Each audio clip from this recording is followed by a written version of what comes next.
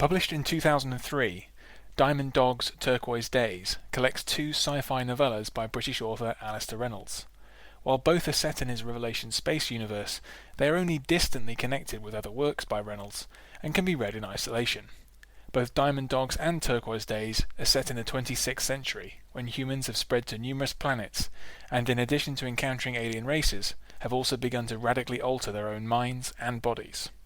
Separated by enormous distances which only light-hugger starships can cross, human worlds develop radically different cultures, while advanced technologies threaten to upend whole civilizations. Diamond Dogs, named for the 1974 album by David Bowie, is the first story in the compilation. It begins on the human world of Yellowstone, where a man named Richard Swift is contacted by an old friend he believed to be dead. Roland Child asks Swift and a number of other carefully chosen individuals to travel with him to the uncharted planet he has named Golgotha, there to explore a mysterious alien structure dubbed the Blood Spire. With this story, Reynolds is clearly riffing on the fairly familiar theme of the Deadly Maze. The Blood Spire is, like the titular structure in the 1997 film Cube, filled with lethal traps and requires an advanced understanding of mathematics to have any chance of escaping.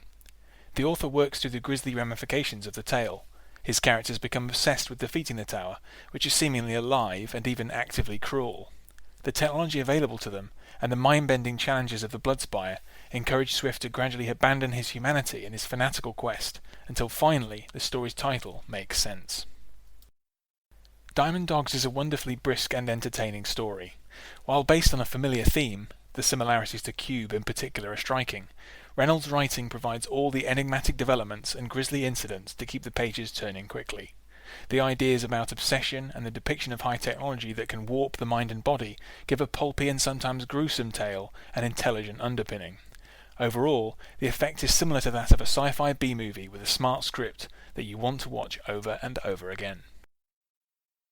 Turquoise Days is a tale of two halves, named for a song by Echo and the Bunnymen.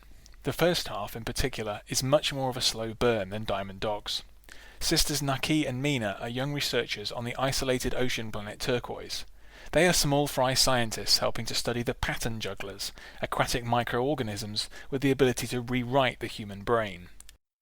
Against all protocol, the sisters swim with the creatures and commune with the many human and alien intelligences that have done so before, an experience that Mina does not survive, at least not in her original form. 2 years later, Turquoise is visited by the Voice of Evening, the first light-hugger to visit the backwater planet for a century.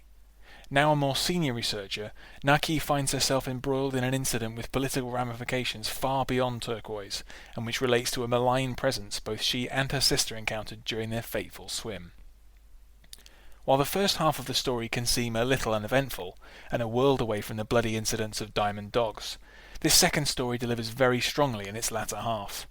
Many small details from the opening prove crucial in the exciting climax of the story, which rattles along at a tremendous pace and sees the fate of the whole planet hanging in the balance.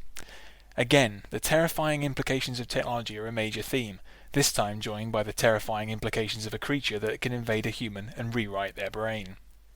Both of the stories in Diamond Dog's Turquoise Days are extremely entertaining examples of Alastair Reynolds' particular brand of science fiction. That Reynolds manages to subtly link the two stories together and uses them as a window into specific elements of his wider universe makes them even more appealing. Expect to race through these novellas and be left wanting more. Fortunately, there's the whole of the Revelation space universe to explore.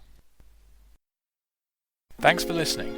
For more articles and audio on books, film, video games, board games and music, visit andyjohnson.xyz. To support me, go to patreon.com/andyjohnson.